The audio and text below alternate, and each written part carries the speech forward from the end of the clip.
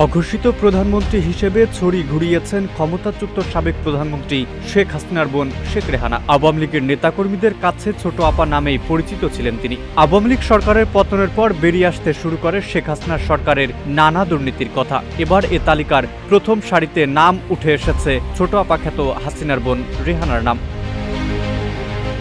গত দেড় দশকের রাষ্ট্রায়ত্ত ব্যাংক লুটের কারিগরদের অন্যতম শেখ আব্দুল হাই বাচ্চু 2009 সাল পরবর্তী 3 বছরে বেসিক ব্যাংক লুটে নেতৃত্ব দিয়েছেন তিনি। এই কেলেঙ্কারির ঘটনায় তুমুল সমালোচনা হলেও শেখ হাসিনা ছিলেন নির্বিকার। বিষয়টি নিয়ে তৎকালীন সরকারের মধ্যে অসন্তোষ থাকলেও ধরাছোঁয়ার বাইরে ছিলেন আব্দুল হাই বাচ্চু। সে সময় তার খুঁটির জোর হিসেবে আলোচনায় এসেছিল ছোট আপা হিসেবে পরিচিত শেখ রেহানার নাম। অভ্যুত্থানে ক্ষমতাচ্যুত সাবেক প্রধানমন্ত্রী শেখ হাসিনার ছোট বোন হিসেবে আওয়ামী লীগ নেতাকর্মীদের কাছে ছোট আপা হিসেবেই পরিচিত শেখ রেহানা। কেবল বেসিক ব্যাংক নয়, রাষ্ট্রায়ত্ত অন্যান্য ব্যাংকের বড় অনিয়মের ক্ষেত্রেও সংশ্লিষ্টদের মধ্যকার আলোচনায় বারবার এসেছে শেখ রেহানার নাম। যদিও আওয়ামী লীগের দেড় দশকে বিষয়টি প্রকাশ্যে উচ্চারণের সাহস হয়নি কারো। বেসিকের মতো রাষ্ট্রায়ত্ত অন্য 4 প্রধান বাণিজ্যিক ব্যাংক সোনালী, জনতা, অগ্রণী ও রূপালীর চেয়ারম্যান, পরিচালক এবং এমডি নিয়োগের ক্ষেত্রেও সর্বেসর্বা ছিলেন শেখ রেহানা। তার সুপারিশে সব ব্যাংকে নীতি নির্ধারণী পদে নিয়োগ দিতেন শেখ হাসিনা। কিছু ক্ষেত্রে ডিএমডি বা জিএম পদে পদোন্নতি পেতে হলেও শেখ রেহানার আশীর্বাদের প্রয়োজন হতো বলেও জানিয়েছেন সংশ্লিষ্টরা। তারা বলছেন, শেখ রেহানার পক্ষে রাষ্ট্রায়ত্ত ব্যাংকগুলোয় সংগঠিত অনিয়মগুলো ঘটেছে মূলত সালমান এফ রহমান ও চৌধুরী নাফিস শারাফতের তদারকিতে।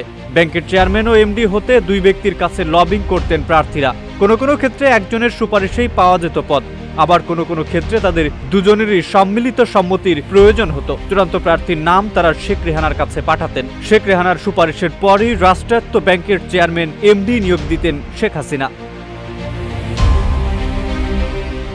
এ বিষয়ে জানতে গত দেড় দশকের রাষ্ট্রায়ত্ত ব্যাংকের চেয়ারম্যান, পরিচালক, এমডি, ডিএমডির দায়িত্ব পালনকারী 1 ডজনেরও বেশি ব্যক্তির সঙ্গে কথা বলা হয়। নাম অপ্রকাশিত রাখার জোর অনুরোধ জানিয়ে তারা জানান, রাষ্ট্রায়ত্ত ব্যাংকের চেয়ারম্যান, এমডি নিয়োগের আগে সালমান এফ রহমান বা চৌধুরী নাফিস শারাফতকে ঘুষ দিলেই মিলত কাঙ্ক্ষিত পদ।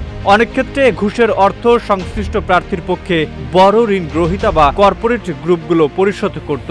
এক্ষেত্রে শর্ত থাকত, চেয়ারম্যান বা এমডি হওয়ার পর ওই অর্থ পরিশোধকারী গ্রুপকে ব্যাংক থেকে ঋণ হিসেবে বড় অঙ্কের অর্থ তুলে নেওয়ার সুযোগ দিতে হবে।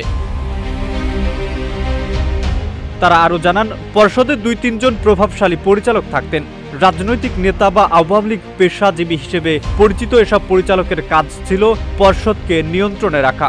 বড় ঋণের প্রস্তাব পাশ করে দিলেও তারা এ ঘুষের একটি অংশ পেতেন। তদবিরের বাইরে নিয়োগ পাওয়া পরিচালকদের দায়িত্ব কেবল পর্ষদ সভার কোরাম পূর্ণ করাই সীমাবদ্ধ ছিল। কোনো বিষয়ে সৎ পরিচালকদের দৃঢ় অবস্থান নেওয়ার সুযোগ ছিল না। রাষ্ট্রায়ত্ত ব্যাংকগুলো থেকে ঋণের নামে লাখ কোটি টাকার বেশি অর্থ আত্মসাৎ হয়েছে এভাবেই। মেহেদী হাসান, ইত্তেফাক।